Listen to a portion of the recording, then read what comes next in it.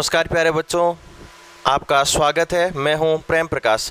आज हम पढ़ेंगे क्लास 10th का अध्याय नंबर 3 बहुपद के बारे में। आइए पढ़ते हैं बहुपद। प्रश्नावली 3, अध्याय 3 बहुपद। बोर्ड एग्जाम की दृष्टि से ये प्रश्नावली ये प्रश्नावली है 3 अंक की और इसमें से प्रश्न आता है एक प्रश्न आता है 3 अंक का बोर्ड एग्जाम की दृष्टि से। तो ये बहुपद आपने क्लास 9th में भी पढ़े हैं।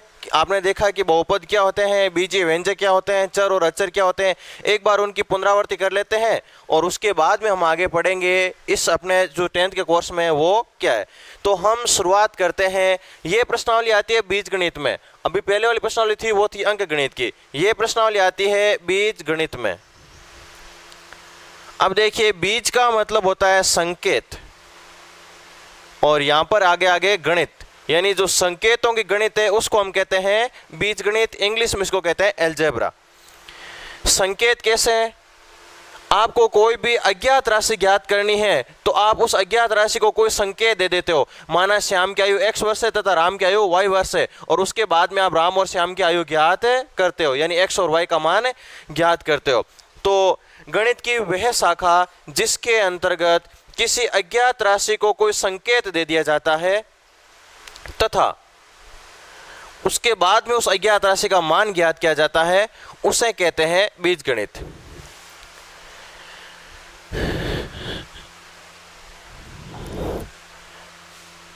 एक देखिए होती है चर राशियां, या फिर आप कह सकते हो चर संख्याएं, या फिर इनको आप कह सकते हो बीजीय संख्याएं। यानी जो संकेतों की संख्याएं होती है, सांकेतिक संख्याएं होती है, उनको हम कहते हैं बीजीय संख्याएं। चर राशियां या फिर चर संख्याएं या फिर बीजीय संख्याएं ऐसी राशियां जिनका मान निश्चित नहीं हो, निश्चित नहीं हो, चर राशियां कहलाती है। ऐसी राशियां जिनका मान निश्चित नहीं हो। जैसे आपने कोई प्रश्न लिया, अभी मैंने राम और श्याम की बताई। मान लीजिए ऐसी स्थिति में राम की आयु आ जाती है 39 वर्ष और श्याम की आयु आ जाती है 51 वर्ष। लेकिन अब यह तो जरूरी नहीं कि हर जगह जहां कहीं भी y या x लिखा हुआ है उसका मतलब 39 और 51 होगा, ऐसा नहीं है। यानी यह नहीं है कि x की वैल्यू एक निश्चित है, फिक्स है। किसी दूसरे प्रश्न के लिए x की वैल्यू कोई और आएगी, तीसरी समस्या के लिए कोई और आएगी, चौथी कोई समस्या है प्रश्न है तो उसके लिए कोई और वैल्यू आएगी। समस्या का मतलब प्रश्न। तो जितने प्रश्न हैं उनके अनुसार x और y की वैल्यू भी अलग अलग आती जाएगी, यानी ये चेंज होते रहते हैं। चर का मतलब होता है चलना। पुराने समय में अपने एक वैज्ञानिक थे, चिकित्सक थे, उनका नाम था चरक, और एक किताब भी लिखी उन्होंने चरक संहिता नाम से। तो उनका नाम चरक लोगों ने दिया था, उनका वास्तविक नाम कुछ और था। वो चलकर लोगों का इलाज करते थे। उनके पास में खुद की अपना कोई क्लिनिक नहीं था। वो गांव गली शहर में घूमते थे और लोगों का इलाज करते थे। दूर दराज के क्षेत्रों में जाते, अपने उपकरण साथ में ले जाते और वहां पर उन लोगों का इलाज करते। इसलिए उनका नाम पड़ गया चरक, यानी चलकर लोगों का इलाज करने वाला। तो चरक चर शब्द से बना है और उस चर का मतलब होता है चलना, यानी एक जगह स्थिर नहीं रहना। जो एक जगह स्थिर नहीं रहता है, जो निश्चित नहीं रहता है, चेंज होता रहता है, उसको हम कहते हैं चर। तो चर राशियां ऐसी राशियां जो जिनका मान निश्चित नहीं होता है, परिस्थिति के अनुसार उनका मान बदलता रहता है, उनको हम कहते हैं चर राशियां। या फिर बीजीय संख्याएं, यानी संकेतों की संख्याएं। उदाहरण के तौर पर इनके लिए काम में लिया जाता है x, काम में लिया जाते हैं y या फिर z, यानी अंग्रेजी वर्णमाला का कोई भी अक्षर इनके लिए संकेत के रूप में काम में ले लेते हैं। अल्फा काम में ले लेते हैं, बीटा काम में ले लेते हैं, गामा या फिर थीटा, फाई, साई। इस प्रकार का कोई भी संकेत जो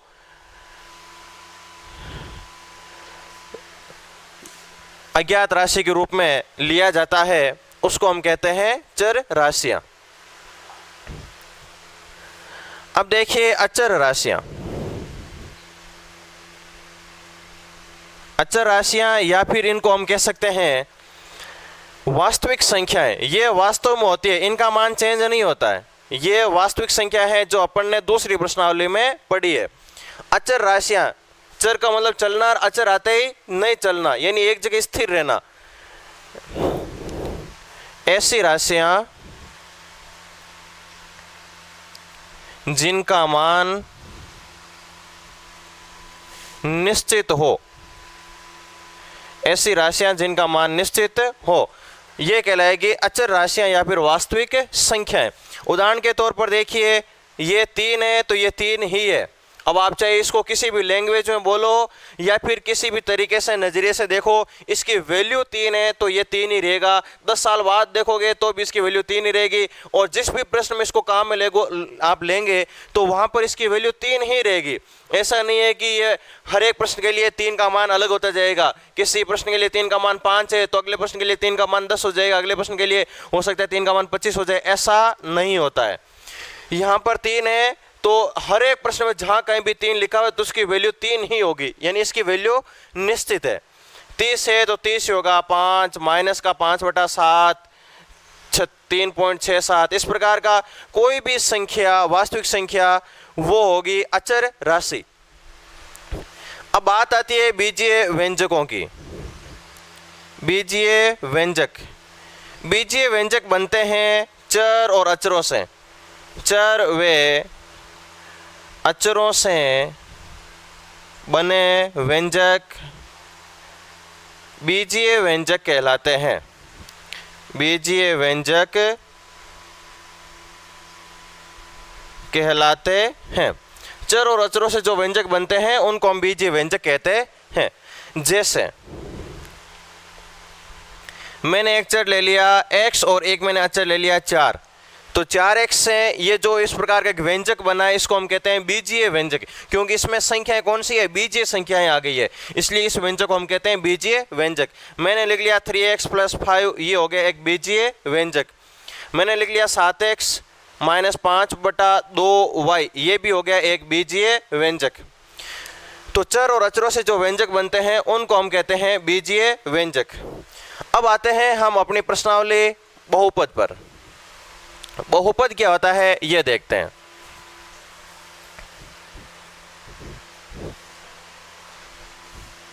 बहुपद होता है एक बीजीय व्यंजक। बहुपद एक बीजीय व्यंजक जिसमें 2 या अधिक पद हो, 2 या 2 से अधिक पद हो, बहुपद कहलाएगा। अब कोई भी बीजीय व्यंजक बहुपद कब होता है? प्रत्येक बीजीय व्यंजक बहुपद नहीं होता है। तो यहाँ पर मैं लिखा देता हूँ बहुपद होने की शर्तें, किसी व्यंजक के बहुपद होने की शर्तें।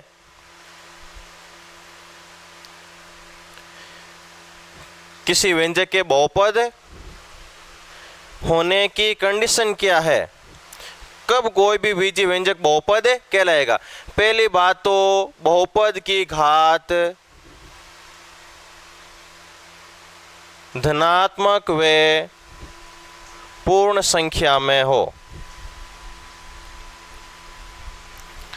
बहुपद की घात धनात्मक पूर्णांक होनी चाहिए, बहुपद की घात धनात्मक और पूर्ण संख्या में होनी चाहिए। और दूसरी बात, ये दूसरी बात लिख लो, पहली बात ये लिख लो कि उसमें चर होना चाहिए।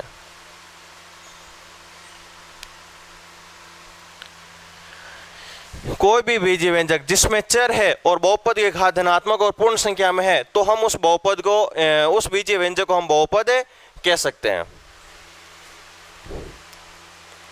उदाहरण के तौर पर मैं 3-4 उदाहरण देता हूं। मैंने लिख लिया x, मैंने लिख लिया 5x² + 6y, मैंने लिख लिया 1/x + x, मैंने लिख लिया यहाँ पर √2x² + 5, और मैंने लिख लिया √4x² + 5। इस प्रकार से मैंने कुछ एक उदाहरण लिख लिए। अब देखो यहाँ पर इस बहुपद के बारे में देखते हैं तो इसमें देखो चर है और उसके बाद में बहुपद की घात, यहाँ पर कोई नहीं है तो यहाँ पर घात होगी 1, तो यहाँ पर एक धनात्मक और पूर्ण संख्या में है। यहाँ पर भी देखो ये यहाँ पर 6 है, यहाँ पर दो चर आगे, इस चर की घात 2 है, इस चर की घात है 1, दोनों जगह चर की घात धनात्मक और पूर्ण संख्या में है।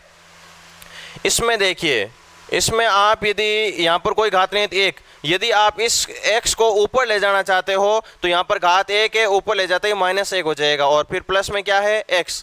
तो देखो यहाँ पर घात किस में आ गई है, ऋणात्मक में आ गई है। घात ऋणात्मक होते ही फिर वो बहुपद नहीं होगा, तो ये एक बीजीय व्यंजक है, बहुपद नहीं है। ठीक इसी प्रकार देखो यहाँ पर घात, इसका पूरा वर्गमूल निकलेगा या नहीं निकलेगा वो आगे की बात है। यदि पूरा वर्गमूल नहीं निकलेगा तो फिर ये एक बहुपद नहीं है। यहाँ पर देखिए 4 का वर्गमूल 2, x² का वर्गमूल x और फिर आगे प्लस में 5, इसका मतलब ये एक बहुपद है। यदि ऐसे लिखा हुआ है √4x, इसका मतलब 4 का वर्गमूल तो हो गया 2, लेकिन x का वर्गमूल नहीं निकल रहा है, x की घात हो जाएगी यहाँ पर 1/2। वर्गमूल का मतलब होता है घात 1/2, तो यहाँ पर घात आद्य अतुरीय एक पूर्ण संख्या में नहीं है। तो कोई भी बीजीय व्यंजक बहुपद कब होगा, उसमें चर होना चाहिए और चर की घात धनात्मक और पूर्ण संख्या में होनी चाहिए।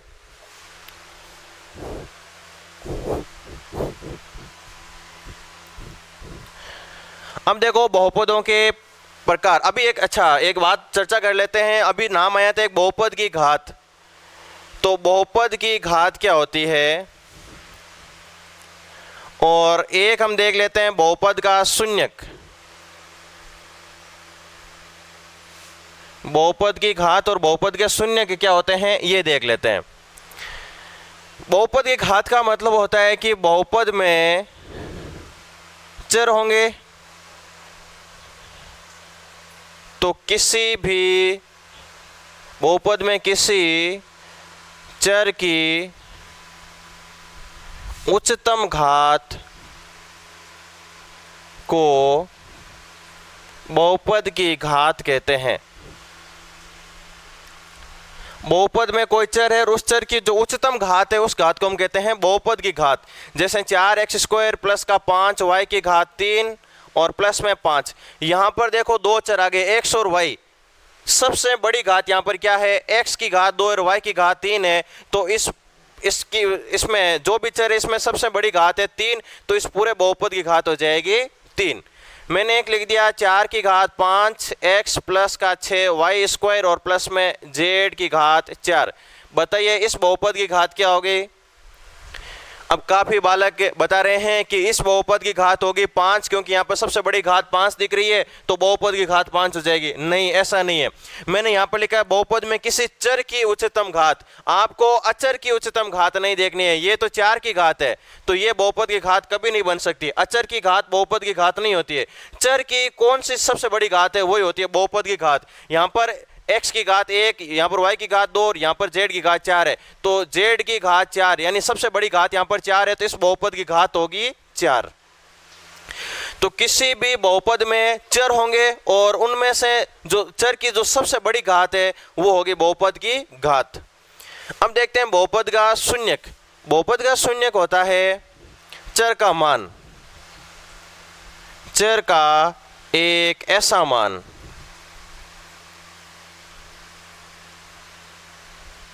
जो उस बहुपद में रखने पर पूरे बहुपद का मान शून्य हो जाए, पूरे बहुपद का मान शून्य हो जाए, वो कहलाएगा बहुपद का शून्यक। जैसे मैंने ले लिया यहाँ पर 3x प्लस 5 बराबर 0। अब यदि मैं x की जगह एक ऐसी वैल्यू रखूं कि इस पूरे का मान क्या हो जाए, 0 हो जाए। सॉरी, ये एक बहुपद है 3x प्लस 5।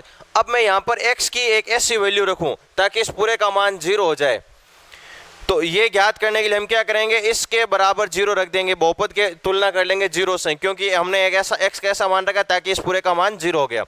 तो 3x बराबर +5 को इधर भेजते ही -5, x बराबर -5 इंटू में 3 इधर भेजते ही बटा में, यानी मैं x की जगह क्या रख दूं, -5/3 रख दूं तो इस पूरे का मान 0 हो जाएगा। ये था अपना बहुपद 3x + 5। अब इसमें रखिए, देखें x की जगह हम रखते हैं -5/3, 3 इंटू एक्स की जगह -5/3 और प्लस में क्या 5, 3 से 3 कैंसिल, यहाँ पर -5 और +5 जोड़ने पर क्या हो गए 0। तो चर का एक ऐसा मान जो उस बहुपद में रखने पर उस पूरे बहुपद का मान क्या हो जाए 0 हो जाए। यानी आपको एक दे रखा है पॉलिनोमियल्स x में px दे रखा है, यदि मैं x की जगह कोई k रख देता हूं, कोई संख्या रख देता हूं, ठीक है, तब px की वैल्यू 0 हो जाती है, तब k बहुपद px का शून्यक होगा। हमने क्या किया, एक बहुपद दिया हुआ था, हमने x की जगह उसकी एक वैल्यू रख दी, तब उस पूरे बहुपद का मान क्या हो गया 0 हो गया। तो यहां पर जो अपन ने वैल्यू रखी है k रखा है, ये k ही बहुपद का शून्यक होगा। अब लेते हैं हम बहुपदों के प्रकार। बहुपदों को आप 3 प्रकार से विभाजित कर सकते हो, एक तो घातों के आधार पर, चरों के आधार पर और पदों के आधार पर। बहुपद यहां पर मैं लिख देता हूं घातों के आधार पर, और यहां पर मैं लिख देता हूं चरों के आधार पर। बहुपदों के प्रकार की बात कर रहा हूं मैं, और यहां पर मैं लिख देता हूं पदों के आधार पर। तो देखो घातों के आधार पर देखते हैं, यदि एक शून्य बहुपद है, केवल 0 आ गया, तो इस 0 को हम कहते हैं शून्य बहुपद।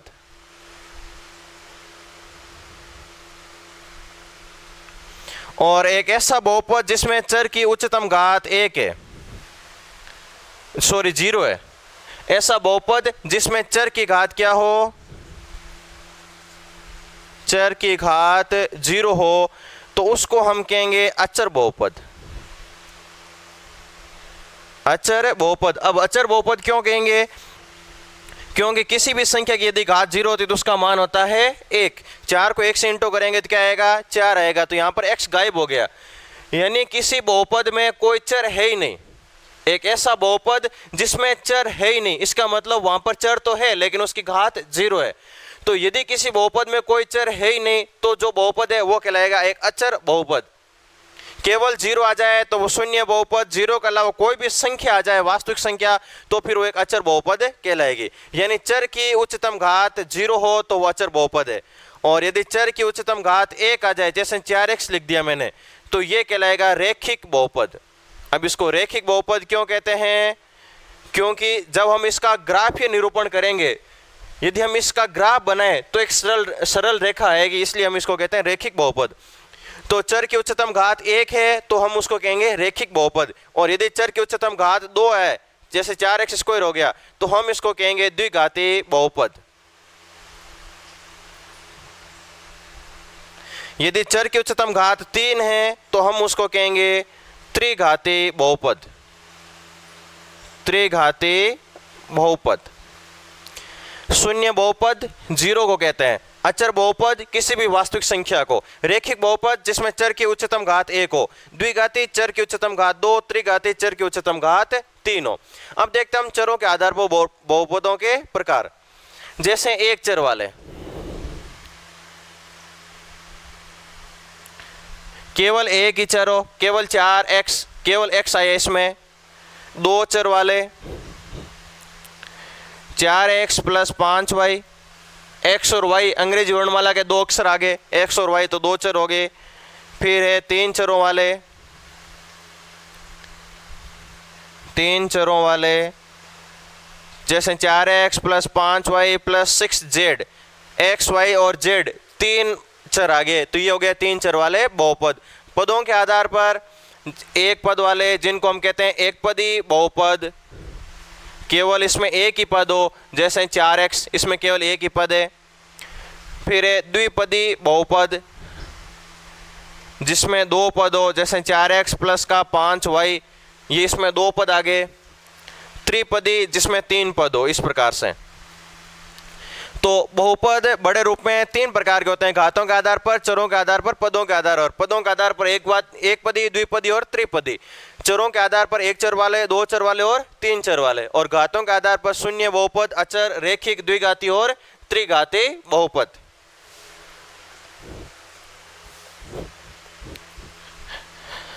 अब हम चर्चा करते हैं द्विघाती बहुपद की। आपके जो सिलेबस में है वो है द्विघाती बहुपद। क्लास 10th के सिलेबस में द्विघाती बहुपद एक क्वेश्चन पूछा जाता है बोर्ड एग्जाम में 3 नंबर का। अब हम बात करते हैं द्विघाती बहुपद की।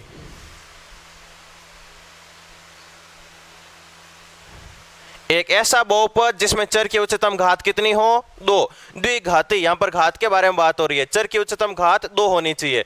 तो द्विघाती बहुपद का मानक रूप, या फिर आप कह सकते हो व्यापक रूप, या फिर आप इंग्लिश में कह सकते हो जनरल फॉर्म, ये होती है ax² प्लस bx और प्लस में c। ये है द्विघाती बहुपद का मानक रूप, जहां पर a की वैल्यू 0 नहीं हो सकती। अब आपको पता ही है a की वैल्यू 0 क्यों नहीं हो सकती। यदि a की वैल्यू 0 हो जाए तो x² को 0 से गुणा करने पर यह पूरा पद 0 हो जाएगा। जब यह पद 0 हो जाएगा तो 0 इसमें जोड़ने का कोई महत्व नहीं है, तो फिर बहुपद बचेगा bx प्लस c। यहां पर देखो, इसमें जो x है, x की उच्चतम घात यहां पर 1 है, तो ये तो 1 घाती हो जाएगा, रेखिक हो जाएगा, द्विघाती नहीं बनेगा। इसलिए यहां पर a की घात है वो 0 नहीं हो सकती। वे a, b और c ये तीनों वास्तविक संख्याएं होगी। a, b, c वास्तविक संख्याएं होगी। यहां पर चर कौन है? x है। a, b, c क्या है? अचर है। ठीक है। अब है द्विघाती बहुपद को हल कैसे किया जाए, हल करने की विधि क्या है? तो द्विघाती बहुपद को हल करने की एक ही विधि है, उसका नाम है गुणनखंड विधि। द्विघाती बहुपद हल करने की एक विधि जिसका नाम है गुणनखंड विधि। और इसके बाद में बात आती है कि जब हम इसके शून्य ज्ञात करें, हल करने का मतलब शून्य ज्ञात करना, शून्य का मतलब चर का मान ज्ञात करना, यहाँ पर x का मान ज्ञात करना। शून्य के ज्ञात करें तो इसके शून्यक और इस द्विघाती बहुपद के गुणांकों में क्या संबंध है, तो ये देखते हैं। ये दो घाती बहुपद है, द्विघाती बहुपद के शून्यक, शून्यकों व गुणांकों के बीच की या फिर बीच का संबंध। द्विघाती बहुपद के शून्यकों और गुणांकों के बीच क्या संबंध होता है, इसके बारे में। ये एक द्विघाती बहुपद, यहां पर देखो x² के गुणा में क्या a, तो x² का गुणांक a, x के गुणा में b, तो x का गुणांक b, और अचर पद क्या है? c है। x² का गुणांक a, x का गुणांक b और अचर पद है c। तो ये तो हो गया द्विघाती बहुपद के गुणांक। और फिर है इसके शून्यक। ये द्विघाती है तो इसके दो शून्यक निकलेंगे। शून्य का मतलब x का मान, यहाँ पर x के 2 मान आएंगे। यदि त्रिघाती होता तो x के 3 मान आते, चतुर्थघाती होता तो x के 4 मान आते। तो ये द्विघाती है तो x के 2 मान आएंगे। मान लीजिए पहला मान हल करने के बाद में लास्ट में जो x का मान आएंगे, पहला मान को आप अल्फा मान लीजिए, अगले मान को आप मान लीजिए बीटा। तो पहला मान अल्फा और दूसरा मान बीटा। यदि हम अल्फा और बीटा को जोड़ें तो अल्फा और बीटा का योग आएगा -b/a के बराबर। अब b क्या है? b है x का गुणांक और a क्या है? x² का गुणांक है। और यदि हम इन दोनों शून्यकों को आपस में गुणा करें, अल्फा और बीटा को गुणा करें, तो अल्फा बीटा बराबर होता है c/a। द्विघाती बहुपद के शून्यक अल्फा और बीटा, और फिर यदि दोनों शून्यकों को जोड़ें तो इनका योग आएगा -b/a के बराबर, और इनका दोनों का गुणा आएगा c/a के बराबर, यानी अचर पद बटा x² का गुणांक। ये आप द्विघाती बहुपद को हल करने के बाद में आप द्विघाती बहुपद के जो शून्यक निकाले आपने, उनकी जांच के लिए आप ये सूत्र काम में ले सकते हो। द्विघाती बहुपद के शून्यकों व गुणांकों के बीच की सत्यता की जांच के लिए आप इसको काम में ले सकते हो। फिर बात आती है कि एक बहुपद में जब हम दूसरे बहुपद का भाग दें तो क्या स्थिति बनती है। एक बहुपद में दूसरे बहुपद का भाग देवें तो क्या स्थिति बनती है। इसको हम कहते हैं बहुपदों में विभाजन एल्गोरिथम। बहुपदों में विभाजन एल्गोरिथम। विभाजन का मतलब होता है भाग देना, यानी एक बहुपद में दूसरे बहुपद का भाग देना, या फिर इसको आप ये भी कह सकते हो शेषफल प्रमेय। ये शेषफल प्रमेय के नाम से भी जाना जाता है। यदि आप एक बहुपद में दूसरे बहुपद का भाग देंगे तो आप उसकी वापस जांच भी कर सकते हैं। किसके द्वारा? आपने दूसरी प्रश्नावली में पढ़ा है, मैंने आपको पढ़ाया है यूक्लिड विभाजन प्रमेय का। यूक्लिड विभाजन प्रमेय का क्या होती है? यूक्लिड विभाजन प्रमेय होती है a बराबर BQ प्लस R। ये है यूक्लिड विभाजन प्रमेय का। ठीक ऐसा ही यहाँ पर है भाज्य बराबर भाजक इंटू भागफल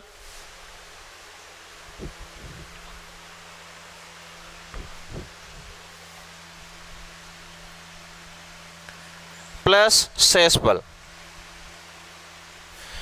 भाज्य को हम यहां पर लिखेंगे px।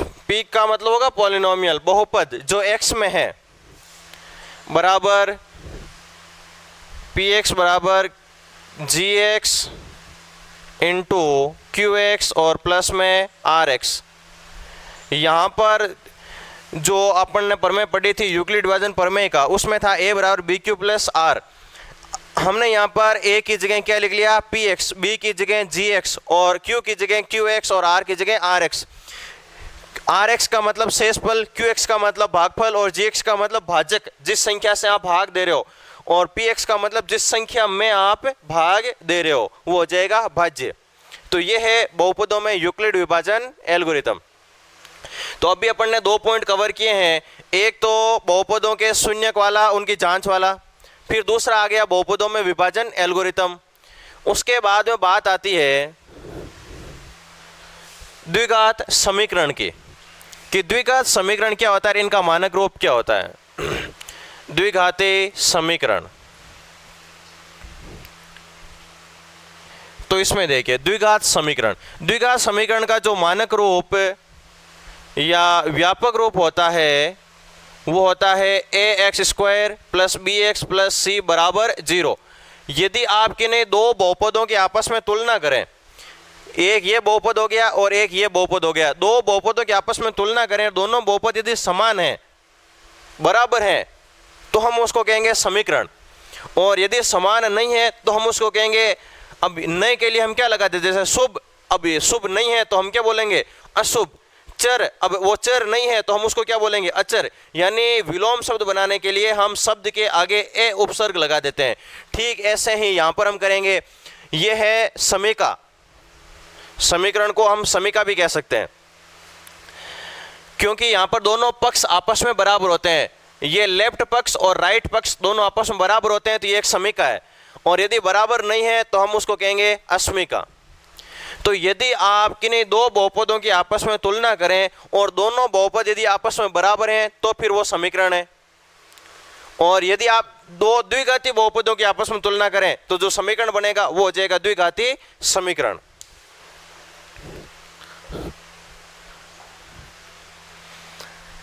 यहां पर भी a का मान 0 नहीं है और a, b और c तीनों रियल नंबर्स को बिलोंग करेंगे। a, b, c यहां पर तीनों रियल नंबर हैं। अब बात आती है कि द्विघात बहुपद को हल करने के तरीके क्या हैं, हल करने की विधियां कौन कौन सी है। तो द्विघात बहुपदों को हल करने की एक विधि तो है, द्विघात समीकरणों को हल करने की एक विधि तो है गुणनखंड विधि। अभी मैं केवल ब्रीफ में बता रहा हूं, जैसा डिस्क्रिप्शन में मैंने नोट्स प्रोवाइड करवाए हैं ना, उन नोट्स को मैं समझा रहा हूं। अभी तो डिस्क्रिप्शन में नोट्स दिए हुए हैं, वो पीडीएफ डाउनलोड करो या फिर उनको आप एक जगह पूरा पूरा लिख लो कॉपी में, और फिर आप उस पर कॉपी में ध्यान देते हुए इसको समझना है। अभी मैं नोट समझा रहा हूं। अब ये तरीका क्या है, गुणनखंड विधि से हल कैसे होगा क्वेश्चन, वो जब क्वेश्चन हम हल करना शुरू करेंगे उस टाइम आपको पता चलेगा। अभी मैं केवल विधियों के नाम बता रहा हूं। 2 नंबर पर है पूर्ण वर्ग विधि, और 3 नंबर पर है द्विघाती सूत्र विधि। द्विघाती सूत्र विधि, द्विघाती सूत्र दिए था, द्विघाती सूत्र कह दो, या फिर आप इसको यह भी लिख सकते हो श्रीधर आचार्य सूत्र विधि। यह सूत्र दिया था श्रीधर आचार्य ने, ये थे भारत के ही। इसमें जो x का मान होता है वो होता है -b plus minus root B square minus 4ac और बटा में 2a। अब b a और c क्या है, b तो x का गुणांक, a है x स्क्वायर का और c है अचर पद। यहां से आप इस सूत्र में मान रखे डायरेक्ट आप x का मान ज्ञात कर सकते हो। यहां पर आप पता कर सकते हो कि x का मान क्या होगा। द्विघाती समीकरणों में जो x का मान होता है हम इसको कहते हैं समीकरण का हल।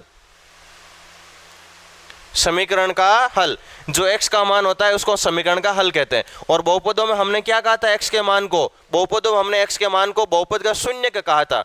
बहुपद का शून्यक यानी चर का मान, और समीकरण का हल यानी चर का मान।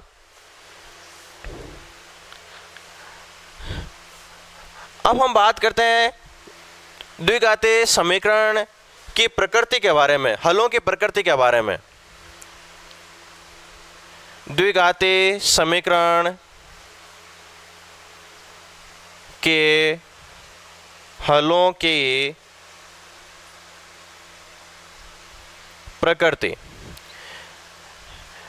देखो, यदि बी स्क्वायर माइनस 4ac का मान, इसको हम कहते हैं विविक्तिकर, इसको हम विविक्तिकर या फिर विवेचर